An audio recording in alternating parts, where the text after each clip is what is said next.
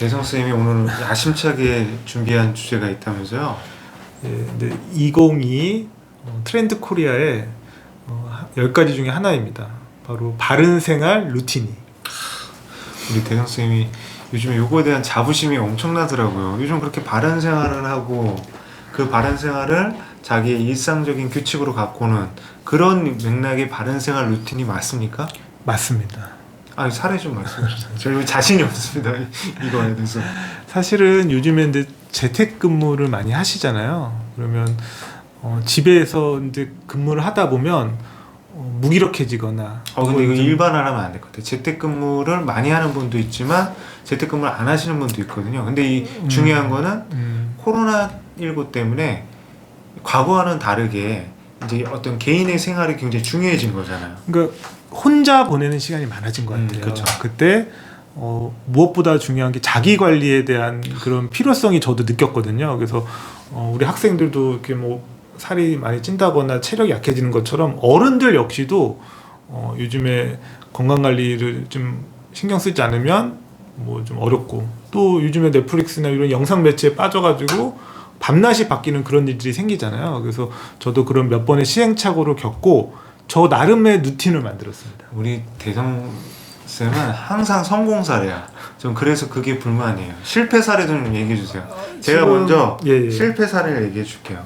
제가 코로나가 되면서 1년 차에 이런 생각을 했어요. 이렇게 코로나 상황이 되면 나 개인의 시간이 많아지고 그리고 건강도 챙길 수 있겠다. 우리가 과도한 회식이라든지 부규칙적인 어떤 이제 변수들이 있잖아요. 그런 것들에 대해서 좀 자유로울 수 있겠다 했는데 제가 이제 지난 2년을 이제 반성해 보면 철저하게 무너져 갔어요. 점점. 그러니까 분명히 어떤 상황에서 내 생활을 갖고 내가 계획을 세우고 할 수 있음에도 불구하고 코로나 상황을 핑계 대게 되고, 그리고 반면에 바깥에서 하는 사회활동이나 운동들을 이제 자이든 타이든 못하게 되니까 건강을 해치게 되더라고요. 그리고 업무에 과몰입하게 되고 일 중독이 돼갔단 말이에요. 저 어떻게 갱생해 주실 거예요? 우선은 갑자기 뭐 갑자기 또 이거 어려운 말씀을 해주시는데요. 근데 이런 중장기 인생 플랜, 단기 인생 플랜을 좀 짜고 하루의 일과를 좀 단순화시키는 게 어떨까? 우리 대성 선생님이 하루 일과를 좀 예를 들어주세요. 저 같은 경우는 6시쯤에 일어나고요. 아침에 일어나면 항상 샤워를 합니다. 그리고 영양제를 이제 골고루 챙겨 먹고 7시에 집에서 출발을 합니다. 근데 저는 자전거를 꼭 타요. 역까지. 그리고 지하철역까지. 그렇죠. 몇 킬로 정도 되시나요? 한 20분 정도 탑니다. 20분 정도 타시고. 그리고 이제 지하철에 타서는 이제 제가 관심 있는 기사를 검색을 하고요. 그리고 이제 교육청에 가서는 가는 길에 꼭 커피 한 잔을 꼭 아침에 이제 주문해서 그걸 가지고 들어갑니다. 그래서 오전에 그 커피를 마시면서 일을 하고. 오전엔 계속 앉아서 일하시는 거죠? 근데 저는 제 루틴이 50분 정도 일하면 10분 정도는 복도를 이렇게 일부러 화장실을 멀리 있는 복도 끝으로 가서 이렇게 스트레칭을 하면서 이렇게 왕복으로 이렇게 왔다 갔다 하는 걸 조금 합니다. 그리고 이제 식사하시고, 근데 지금 대성 선생님이 근무하는 교육청에는 이제 식당이 없단 말이에요. 그럼 밖에 나가서 식사를 하시고 식사 이후에 남는 시간들이 있을 것 같아요. 그럼 어떻게? 요즘은 사실 도시락을 먹어요. 근데 코로나가 지금 확산세가 심하기 때문에 도시락을 먹고, 다만 졸립더라고요, 오후에. 그러면 좀 쌀쌀하더라도 교육청 앞마당에 가서 한 10분, 15분 정도 이렇게 돕니다. 돈다라는 게 걷는 거죠. 속보를 하시나? 그렇죠. 혼자서? 대단하네요. 그래서 지금 제가 학교에 있을 때 건강했었습니다. 아이들과 이렇게 교육활동, 신체활동 많이 해서 건강했다가 교육청에 지금 한 2년 반 되니까 급격하게 건강이 나빠지더라고요. 근데 저는 이제 그 대성 선생님 말씀 들으면서 본인만의 규칙을 만드시고 그걸 지키려고 노력하신 거잖아요.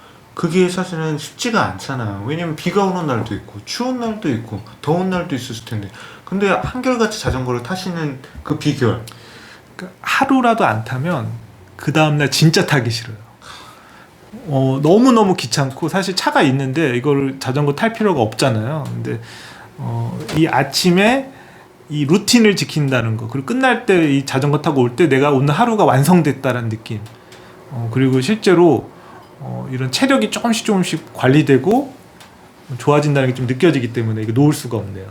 그 우리 대 선생님과 저 이제 대척점이 있는데 저는 이제 아침 6시 50분에 일어납니다. 6시 50분에 일어나서 그냥 눈도 제대로 못 뜨고 세수하고 옷 입고 아침을 간단하게 이제 먹거나 먹지 않고 이제 출근을 해요. 때가 이제 7시 한 20분.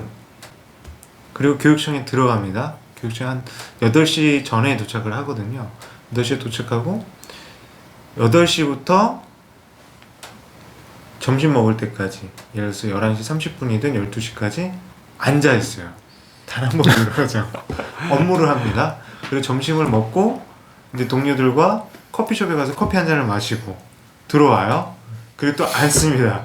그 다음에 오후 6시까지.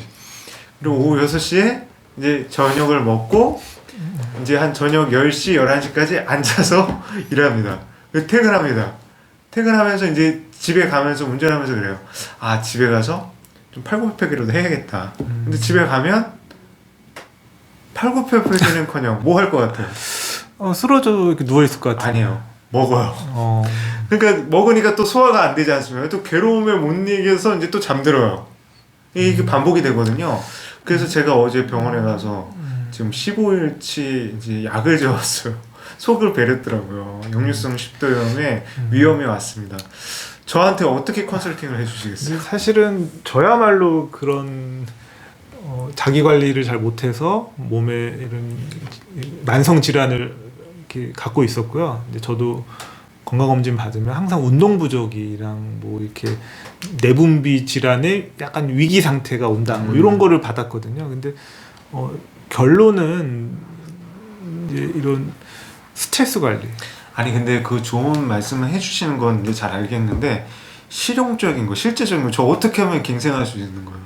실질적인 방안을 우선은 알려주세요. 강제 운동을 하셔야 돼요. 강제 운동. 생존 운동. 그러니까 지금 이 아침에 아마 출퇴근하는 것도 이제 자가용으로 이동을 하시는 것 같은데 조금 다른 대중교통을 이용한다거나 아니면 저 같은 경우는 이제 집에 저도 많이 하진 않지만 이렇게 운동기구 이렇게 작은 사이클이라도 하나 놓거든요. 그래서 그 유튜브 볼 때는 웬만하면 거기 앉아서 보려고 사이클 돌면서 이런 거를 조금 규칙을 작은 거를 좀. 아니 근데 그 작은 거를 하는데 그게 안 되는데 어떻게 해요? 그래서 어떤 분이 그러더라고요. 유명한 이런 운동학자인데 그냥 러닝머신에 한번 섰다 내려오는 것만도 큰 운동이 되고 그게 앞으로 꾸준한 운동의 밑거름이 된다라고 하시더라고요. 또 우리 대형생 같은 경우는 그 실천의 동력을 제가 볼 때 숨기고 있는 것 같아요. 근데 저는 이제 그런 생각을 해보는 거예요. 계속 망설이면서 시간이 가면서 이제 코로나 상황에서 이제 지나가고 또 코로나 핑계를 대고 코로나 끝나면 운동을 할 것이다라고 하지만 사실은 그런 동안에 우리의 이제 몸들은 나태해지고 게을러지고 저 스스로가 이제 반성하게 되거든요. 저도 사실 코로나 전에는 그 누구보다 열심히 운동을 했었어요.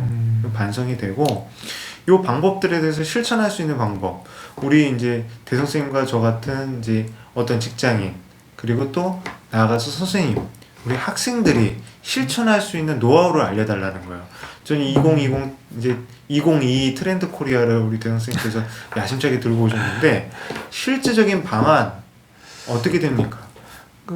와, 이거 되게 어렵네요. 근데 그거를 필요성을 피부로 느껴야 되고, 근데 저도 이 코로나가 장기화되면서 이 혼자 있는 시간이 많아지고, 그 다음에 업무와 쉬는 시간의 구분이 점점 없어지고, 그리고 이런 매체가 이렇게 많이 좋아지면서 중독이 되고, 근데 그런 과정을 사실 저도 겪었거든요. 밤을 새워보기도 하고, 그 다음날 업무에 지장을 느껴보기도 하고, 정서적으로도 막 고립감이나 외로움을 느낄 때도 있었는데, 근데 결론은 이거를 다른 사람은 해결해 줄 수 없다.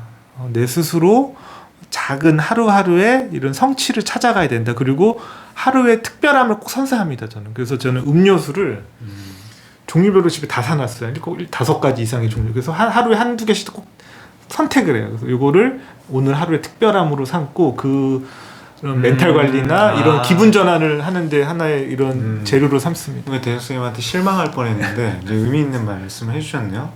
그러니까 일상 속의 루틴을 지키려고 노력을 하는데 그 노력이 힘들 때 지킬 때 자기에게 어떤 작은 보상을 하라는 뜻인 것 같아요. 그렇죠. 저 같은 경우는 이제 그 생각을 해봤거든요. 한 버킷리스트를 써서 아니면 체크리스트 아니면 과도하면 매일매일의 일기가 필요하지 않을까. 자기가 무엇을 수행했는지.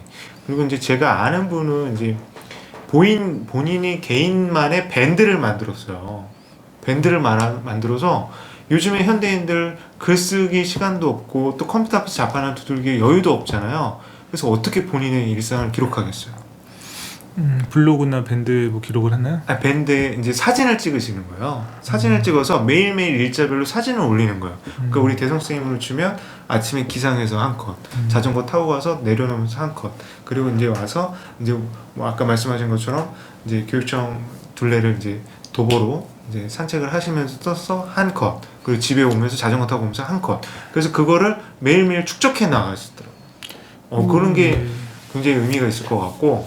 그리고 이제 그런 것들에서 자기 관리를 해주는 앱이나 일상을 기록해주는 이제 도구들이 많잖아요. 디지털 도구. 그런 것들을 활용하는 것도 한 가지 방안일 그렇죠. 것 같아요. 스마트워치나 뭐 헬스 앱을 활용해서 근데 본인의 이런 데이터를 계속 기록하고 이렇게 한 번씩 점검하는 것도 큰 도움이 되고요. 그리고 저는 팁이 하나 있다면 유튜브에 여러 콘텐츠가 있는데 이런 자기 관리를 하는 영상, 요즘에 예를 들면 운동을 1시간 동안 같이 스트레칭을 하고 뭐 그런 앱을 틀어놓고 같이 따라 하시는 분들이 계시다고 하더라고요. 그리고 상당히 그거를 하다 보면은 이렇게 계속 지속적으로도 할 수 있다고 하니까 그런 것도 한번 참고하시면 좋을 것 같아요. 아, 유튜브를 하라는 건가요? 아니, 유튜브에 근데 운동을 이렇게 스트레칭이나 간단한 운동을 이게 30분이면 30분짜리가 올라가 있어요. 그럼 그걸 따라하는 거죠, 같이. 근데 사실은 유튜브는 재밌는 게 많아서 그게 될지 모르겠습니다. 그래서 근데 대선생님 오늘 이 콘텐츠 바른생활 루틴이 해주셨는데 아쉬움이 있어요, 우리 대선생님.